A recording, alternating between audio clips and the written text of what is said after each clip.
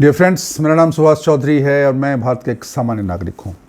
आज का वीडियो बहुत इंपॉर्टेंट है हमारे सारे सीनियर सिटीज़न के लिए, दोस्तों के लिए, बुज़ुर्गों के लिए। खासकर अगर की उम्र आप 60 से ऊपर हो गई है, 60-65 हो गई है, तो उससे कम भी है तब भी अगर आपकी, मुझे एक इंसान मिला था, मुझे बोला मुझे 100 साल जीना है एंड ही टोल्ड कि मैं उसके लिए सब काम करता हूँ, खाना पीना, exercise, walk, protein, vitamin, food, जितनी चीज़ें हैं वो हम सब ध्यान रखते हैं।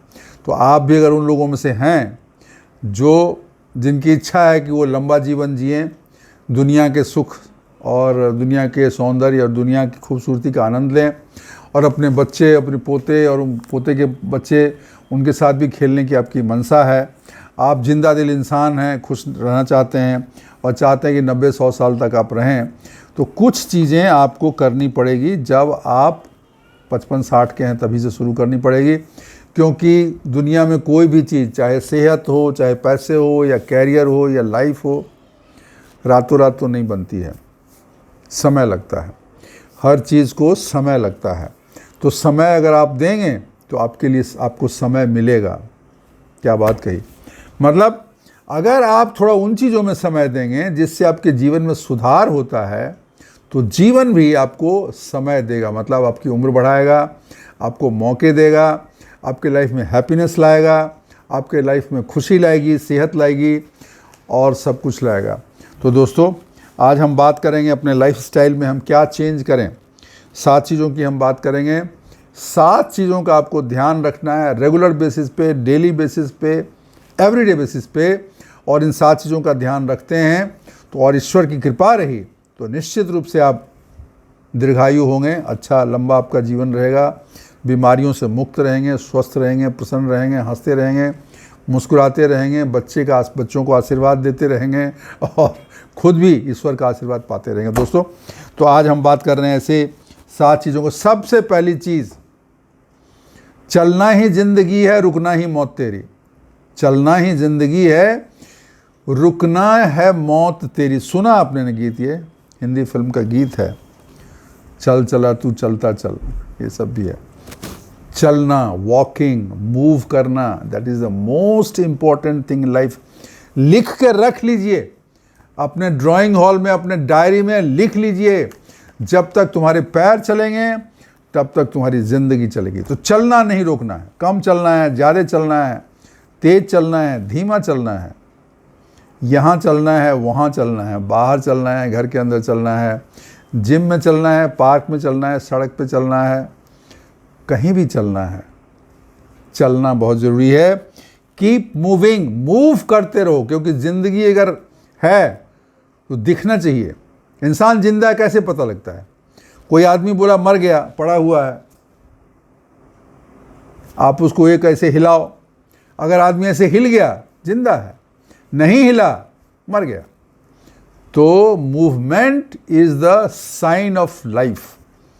कीप मूविंग, घूमते रहो, चलते रहो, हाथ को चलाते रहो, पैर को चलाते रहो, मुंह को चलाते रहो, गर्दन को हिलाते रहो, हर चीज को मूव करते रहो, ब्रेन को हिलाते रहो, एवरीथिंग। तो क्या करना है इसके लिए? बहुत बार बोला है, फिर से बोल देता हूं। 1 घंटा सुबह, आधा घंटा शाम, या 1 घंटा सुबह, 1 घंटा शाम वॉकिंग, आधा घंटा योगा, एक्सरसाइज, प्राणायाम, आधा घंटा स्ट्रेचिंग, वेट, लाइट वेट का रेसिस्टेंस एक्सरसाइज, ये करना है। और अगर संभव हो तो 10-15 मिनट प्राणायाम, ध्यान, वो भी आप कर लीजिए। टोटल मिला के 2 से 2.5 घंटे का प्रोग्राम है। ये आप डेली करिए, बस डेली करिए बस, और देखिए चमत्कार। वैसे ही चमकते रहोगे, चेहरा शाइन करता रहेगा, आवाज़ में वही गर्मी रहेगी, वही खनक रहेगा, मन मिजाज प्रसन्न रहेगा। जब निकलोगे तो मन एकदम उत्साह में भरा रहेगा। ज़िंदगी जीने की और ज़िंदगी में कुछ पाने की ललक बनी रहेगी अगर तुम्हारे हाथ पैर चल रहे हैं। तो दोस्तों, इस चीज़ को बिल्कुल नंबर 1 पे रखिए, ठीक है। नंबर 2, खाना खाइए पेट भरने के लिए नहीं, खाना खाइए जीभ की स्वाद के लिए नहीं, खाना खाइए मोटा होने के लिए ही नहीं, खाना खाइए अपने मन की अतृप्त इच्छाओं को पूरा करने के लिए नहीं, बल्कि खाना खाइए ताकि आपकी उम्र लंबी हो, आपका शरीर स्वस्थ रहे, आपको प्रतिदिन काम करने में कोई तकलीफ नहीं हो, आपको डाइजेशन आपका ठीक रहे, आपको प्रॉपर विटामिन मिले, आपको प्रॉपर कार्बोहाइड्रेट और प्रोटीन मिले, आपको जितने भी सेल्स हैं उसके ग्रोथ के लिए जो ज़रूरी चीज़ें हैं, मिनरल्स हैं, विटामिन्स हैं, वो मिले, और आपका ब्लड सर्कुलेशन इम्प्रूव हो, आपके शरीर में खून में कोलेस्ट्रॉल न जमा हो, किडनी चालू रहे, लीवर बिल्कुल बेस्ट फॉर्म में फंक्शन करे, आपका जो लंग्स है उसकी परफॉर्मेंस एकदम टॉप क्लास हो, जवान जैसी, कितना भी हो, सांस तेज ले सकते हैं, सांस तेज छोड़ सकते हैं। उसके लिए जितनी चीज़ें छोड़िए, सिगरेट है, दारू है, ड्रिंक है, छोड़िए, मांस, मदिरा, मुर्गा, मछली, अंडा छोड़ दीजिए, तेल, मसाला, घी मिनिमाइज करिए। बहुत सिंपल है। तो खाना वो खाइए जो आपके लिए अच्छा है। तला भुना खाएंगे, उसमें unsaturated fat, trans fat, carcinogenic things. Carcinogenic क्या होता है बताइए? कार्सिजनस होता है जिससे आपको कैंसर की बीमारी होती है, उससे बचिए। ट्रांस फैट क्या होता है? जब बहुत तेज उबलते हुए तेल में बहुत हाई टेम्परेचर पे कुछ आप पकाते हैं, छानते हैं, और फिर उसमें बहुत सारे केमिकल डालते हैं, नमक डालते हैं, बहुत चीज़ डालते हैं, वो ट्रांस फैट है। One of the most worst thing in the आपके हेल्थ के लिए, जो आपके सेहत को बिल्कुल बर्बाद कर देगा। और सैचुरेटेड फैट क्या है? समोसा, भजिया, ये वो, कचौड़ी, पकौड़ी, सब, मिठाई, शुगर, बिल्कुल इन सब चीज़ों को बंद नहीं कर सकते हैं तो मिनिमाइज करिए। अगर बंद कर सकते हैं तो नथिंग लाइक दैट, लेकिन मैं मानता हूँ कि बंद नहीं कर पाएंगे। कम करिए, बिल्कुल कम, मिनिमम हफ्ते में 1 दिन हो गया बहुत। और मिठाई तो बिल्कुल कम करिए। 1 रसगुल्ला खाया बस, 2 जलेबी से ज़्यादा नहीं खाएंगे हफ्ते में, 1 हफ्ते की बात कर रहा हूँ। तो ये जो है ना, खाना पेट भरने के लिए नहीं खाना है, खाना जीभ के स्वाद के लिए नहीं खाना है, खाना खाना है हेल्दी रहने के लिए, फिट रहने के लिए। और मैं आपको चीज़ बताता हूँ, मज़ेदार चीज़ है। अगर ये सब चीज़ आप खाएंगे, हेल्दी फूड खाएंगे, तो आफ्टर सम टाइम, कुछ दिन के बाद, आपको जितने नॉन हेल्दी फूड हैं, जो अभी भजिया का खुशबू सूंघ के आप चले जाते हो भजिया खाने, गरम समोसा की जो खुशबू है, जो जलेबी और मिठाई की जो इमरती की जो महक है, उसकी वजह से आप चले जाते हो, वो भी आपको अच्छा नहीं लगेगा। फिर आपको जूसी अच्छा लगेगा, आपको सूप अच्छा लगेगा, आपको फ्रूट अच्छा लगेगा, आपको जो है होल ग्रेन अच्छा लगेगा, आपको दलिया अच्छा लगेगा, वही अच्छा लगेगा। आदत होती है, शरीर को जैसा बनाओगे वैसा बनेगा। शरीर इंसान का ऐसा है कि उसको जैसा आदत कर दोगे, जीवन का भी वही नियम है। जो सुबह उठने वाला 6 बजे 5 बजे उठ के टहलने जाता है, वो जाता ही है। अगर वो कभी 8 बजे तक उठ के सोया रह गया तो उठने के बाद बहुत परेशान रहता है। लेकिन जो 9 बजे उठता है, 10 बजे उठता है, अगर सुबह उठा दो तो डिस्टर्ब हो जाएगा, वो बिल्कुल पूरा दिन खराब है। अरे यार इतना सुबह उठ गया, वाई? इट्स बॉडी एक ही है, वो भी इंसान, वो भी इंसान, वो भी आदमी, वो भी आदमी, वो भी औरत, वो भी औरत, दोनों की उम्र भी सेम है। लेकिन जो शरीर को अपने आदत लगा दिया जिस चीज़ की, वही उसको पसंद आता है। तो अपनी आदत में सुधार करिए। डेली जब करेंगे, कंसिस्टेंटली, एवरी डे जब आप ये करेंगे तो शरीर उसी को अपना लेगा और फिर उसी में उसको आनंद आने लगेगा। 2 चीज़ें हो गई। तीसरी चीज़, नींद अच्छी आनी चाहिए। बड़े कम टाइम के लिए सोएं, लेकिन वो रिस्टोरेटिव होना चाहिए। रिस्टोरेटिव मतलब रीस्टोर हो। रीस्टोर क्या होता है? जो निकल गया, स्टोर समझते हैं ना, चीज़ों को रखना। तो जो चीज़ रखी हुई थी दिन भर निकल गया, एनर्जी ख़त्म हो गई, पावर ख़त्म हो गई, थकान हो गई, लेकिन जब सोते हैं तो फिर वो वापस आता है। सेल्स रिपेयर होता है, इम्यूनिटी फिर से डेवलप होती है, मसल्स फिर से बनते हैं। जब आप 5 घंटा 6 घंटा गहरी नींद सोते हैं तो ये सब काम, ये ईश्वर का कृपा है, ईश्वर का नियम है, ईश्वर का बनाया हुआ सिस्टम है कि when you are in deep sleep, your cells start repairing itself, new cells starts making, मतलब उसका बनना शुरू हो जाता है। आपकी अगर इम्यून सिस्टम कम हो गई, कमज़ोर हो गई, उसको फिर रिस्टोर होता है, इम्यूनिटी आपकी बढ़ती है। तो नींद होनी चाहिए आपकी अच्छी। अभी नींद अच्छी होगी तो किसके लिए क्या करोगे? टाइम से सो जाइए, फिक्स टाइम कर लिए, 9-10 बजे मुझे सो जाना है, 8 बजे खाना खाना है, 10 बजे सो जाना है। सोने से 1 घंटे पहले मोबाइल टीवी सब जितना इलेक्ट्रॉनिक मीडिया जैसे ब्लू लाइट निकलते हैं उसको बंद कर दीजिए। खाना हल्का खाइए, बहुत हेवी खाना नहीं खाइए, कम खाइए, हेल्दी खाना खाइए। और सोते वक्त अच्छे विचार मन में लाइए, ईश्वर का ध्यान रखिए, या जो जिस धर्म के अपने परमात्मा को, अल्लाह को, क्राइस्ट को, जो भी है उनका ध्यान रखिए। और इंसानियत को ध्यान रखिए, अच्छी चीज़ें सोचिए, अच्छे विचार सोचिए, कल क्या करना है, आज कैसा रहा। ईश्वर को धन्यवाद दीजिए, प्रभु मेरा दिन आज अच्छा गया। ये करके आप सोएंगे तो नींद आपकी अच्छी आएगी। अगर चूँकि आप बुज़ुर्ग हैं तो रात में आपको शाम के बाद ज़्यादा पानी मत पीजिए, ताकि आपको बाथरूम ज़्यादा ना जाना पड़े। नॉर्मली ओल्ड में प्रोस्टेट की प्रॉब्लम रहती है, तो बाथरूम 1-2 बार तो ठीक है, लेकिन ऐसा नहीं कि 4 बार 5 बार जा रहे हैं। तो उसके लिए तभी होगा जब आप शाम के बाद ज़्यादा पानी ना पिएं। खाना सुपाच्य खाएं, नॉर्मल खाना खाएं, जिससे कि सिस्टम को सारा एनर्जी सिर्फ डाइजेशन में न लगे, बल्कि बॉडी को रीस्टोर करने में उसका एनर्जी जाए। तो ये हो गया क्वालिटी स्लीप। चौथी चीज़, अपना सोशल कनेक्शन को इम्प्रूव करिए। उसको सोशल कनेक्शन समझते हैं ना, फ्रेंड, दोस्त, रिश्तेदार, फैमिली मेम्बर्स, पुराने दोस्त, उनके साथ कनेक्ट रहिए। थोड़ा फ़ोन किया, थोड़ा बात किया, थोड़ा गप किया। घर में हैं बेटे के साथ, बेटी के साथ, बच्चे के साथ, पोते पोती के साथ, जो भी है उनके साथ थोड़ा गपशप करिए, थोड़ा खेलिए, थोड़ा पार्क उनको टहलाइए।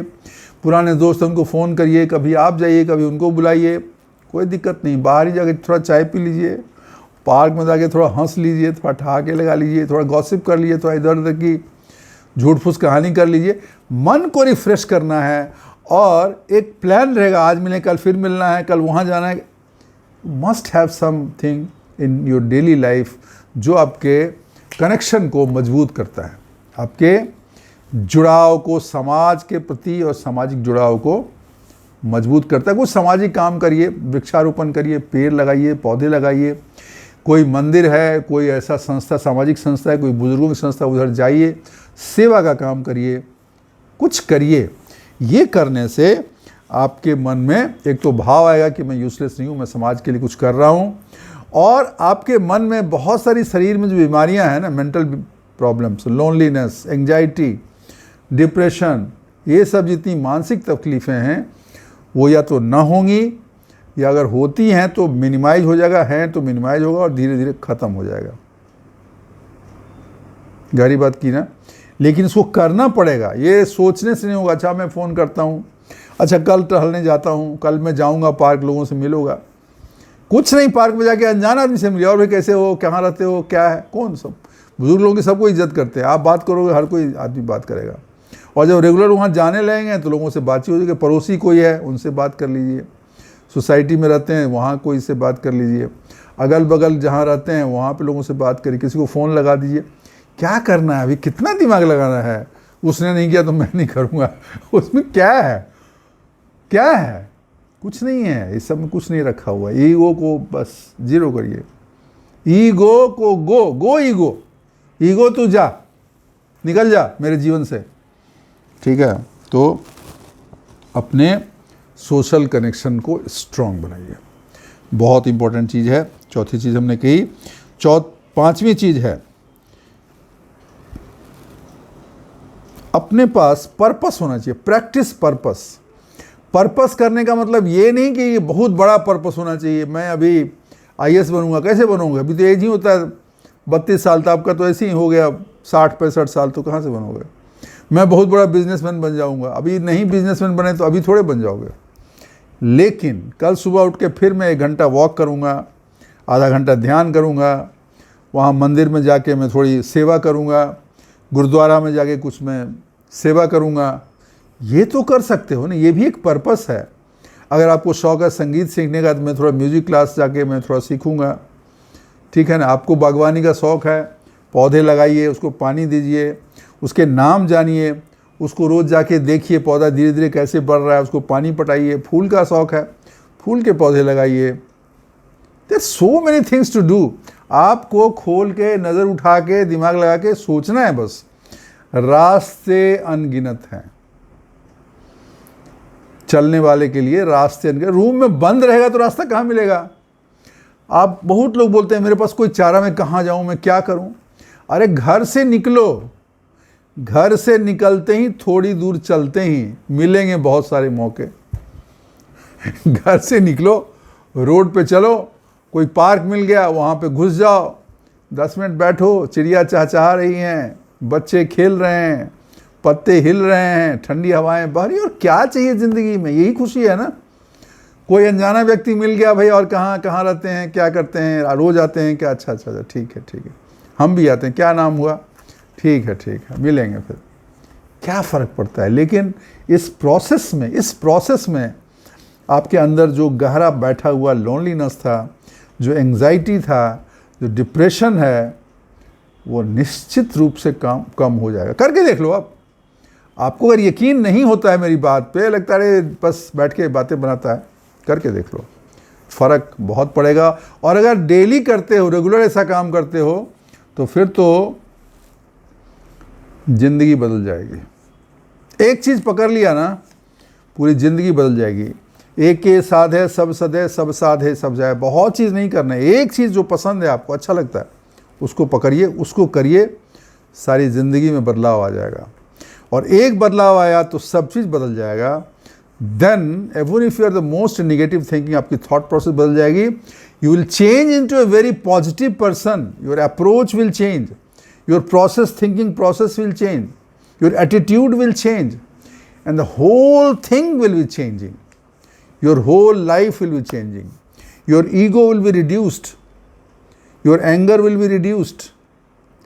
Your थकान will be reduced.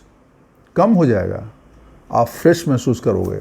जो आपके मन का गुस्सा है, अहंकार है, मन में जो अजीब अजीब भाव हैं, पर तकलीफ़ें हैं, शिकायत हैं, सब धीरे धीरे कम हो जाएगा। करके देखो। बैठने से नहीं होगा, सोचने से नहीं होगा, बात करने से नहीं होगा। You have to go out and act. मैंने अपने वीडियो में बोला है, हजारों चीज़ों का ज्ञान और हजारों चीज़ और सैकड़ों चीज़ की प्लानिंग, इट इज़ यूजलेस। सारा ज्ञान व्यर्थ है, सारी प्लानिंग बेकार है। किसके सामने? अगर 2 कदम उठ के चले और यहाँ से उठ के वहाँ गए, तो 2 कदम उठाना उन सब पे भारी पड़ता है। क्योंकि जब दूसरा कदम पड़ेगा तो फिर तीसरा भी पड़ेगा, फिर चौथा भी पड़ेगा, और फिर जब कदम से कदम मिलेंगे तो फिर तो मंजिलें जो हैं सो आसमान हैं, पर्वत पे पहुँच जाएंगे, फिर कोई मंजिल दूर नहीं है। कितनी भी दूर हो मंजिल, माइल्स टुगेदर, 100 किलोमीटर चलना है तो पहला कदम तो 1 कदम आएगा, फिर 10 कदम, फिर 100 मीटर, फिर 200 मीटर, फिर 1 किलोमीटर, फिर 2 किलोमीटर, फिर 50 किलोमीटर, फिर 100 किलोमीटर, सब पार हो जाएंगे। लेकिन पहला कदम उठाना पड़ता है।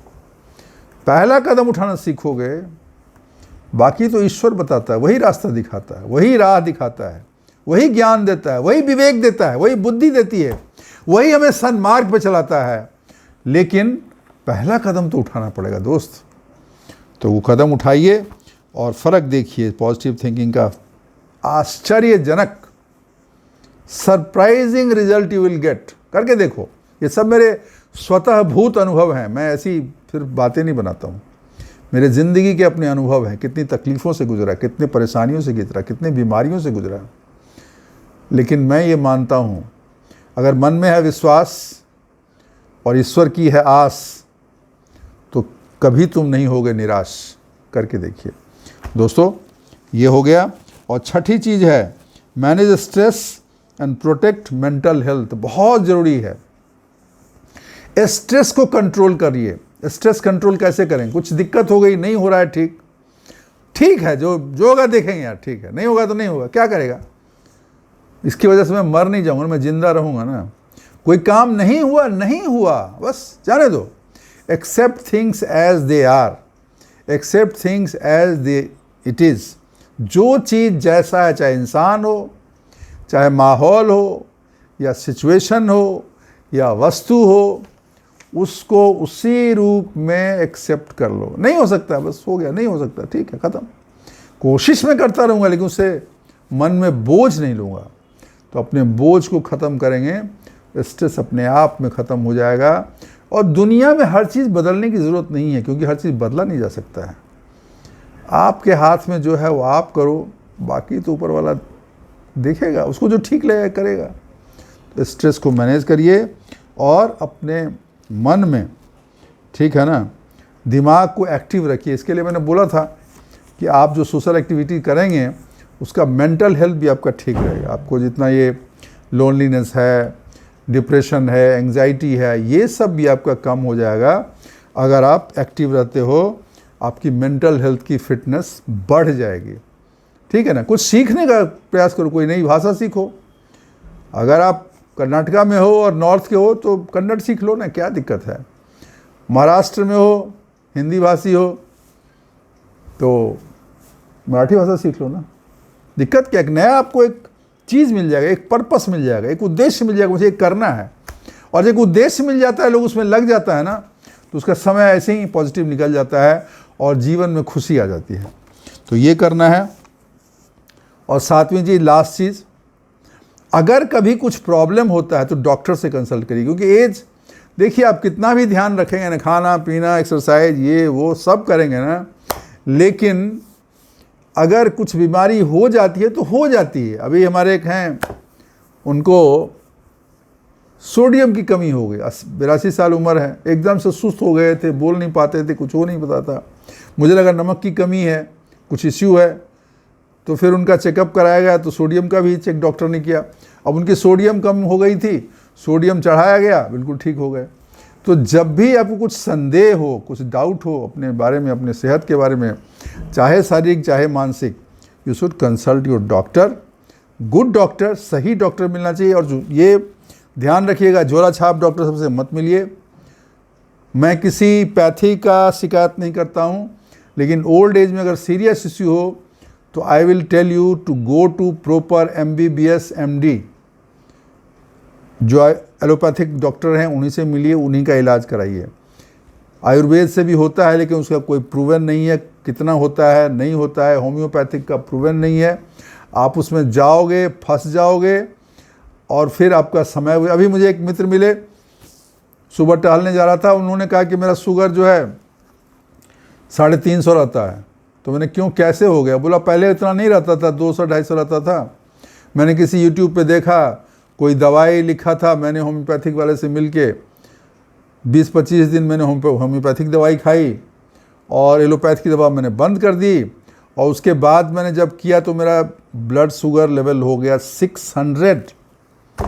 डॉक्टर के पास गए, बाद में प्रॉब्लम होने लगी। डॉक्टर बोला क्यों आप दवाई बंद कर दिए थे? बोला हाँ, होम्योपैथिक ले रहे थे और उन्होंने कहा था कि इसी से ठीक हो जाएगा। तो मैं जो दवाई ले रहा था शुगर कंट्रोल की, मैंने बंद कर दिया। तो देखो यही हो गया, 600 हो गया। वो 600 हो गया तो कम हो गया, अभी 300 के नीचे, 350 के नीचे चाहिए नहीं जा रहा। तो ये मैं, कोई बुरा ना माने, मैं किसी मेडिकल साइंस के उस पर मैं कोई क्वेश्चन नहीं कर रहा हूँ, लेकिन जो एलोपैथिक मेडिसिन है, जो MBBS MD MS जो डॉक्टरी है, वो एक प्रूवन सिस्टम है। और ओल्ड एज में आप रिस्क नहीं ले सकते हैं, आप रिस्क नहीं ले सकते हैं, क्योंकि रिस्क लेंगे तो जान का खतरा है। रिस्क लेने में कम उम्र हो तो थोड़ा देख लीजिए, थोड़ा बहुत आगे पीछे ठीक हो जाएगा। लेकिन अगर आपकी एज ज़्यादा है और मेजर इश्यू है, आपको मेडिकल कंडीशंस हैं, BP है, शुगर है, हार्ट की प्रॉब्लम है, किडनी की प्रॉब्लम है, लीवर की प्रॉब्लम है, इस तरह की अगर आपको है प्रॉब्लम, तो प्लीज़ आप प्रॉपर डॉक्टर से कंसल्ट करिए। और आजकल तो बुज़ुर्गों के लिए जितने सरकारी हॉस्पिटल हैं उसमें सब सुविधा उपलब्ध है, हर जगह उपलब्ध है, आपको फीस भी नहीं लगेगी। दवा शायद ना मिले ठीक से, लेकिन डॉक्टर तो आपको देखते हैं और अच्छे डॉक्टर मिलते हैं, अच्छे डॉक्टर देखते हैं।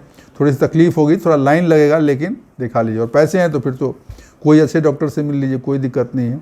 मेडिकल फैसिलिटी गवर्नमेंट ने काफ़ी इम्प्रूव किया है, बुज़ुर्गों के लिए काफ़ी कुछ किया है, तो उसका आप लाभ उठाइए और ठीक रहिए। दोस्तों, ये 7 चीज़ें अगर आप करते हैं, लाइफ स्टाइल में चेंज करते हैं 55-60 के बाद, तो बहुत अच्छा फ़र्क पड़ेगा और आपकी उम्र लंबी होगी और आप स्वस्थ रहेंगे। तो दोस्तों, ये आज का वीडियो इसी विषय पे था। आपको वीडियो अच्छी लगी हो तो उसको लाइक करिएगा। चैनल सब्सक्राइब नहीं किया है तो प्लीज़ सब्सक्राइब करिए। ऑलरेडी मेरा 84-85,000 हो गया है। 15,000 कम पड़ते हैं तो फिर 1 लाख हो जाएगा।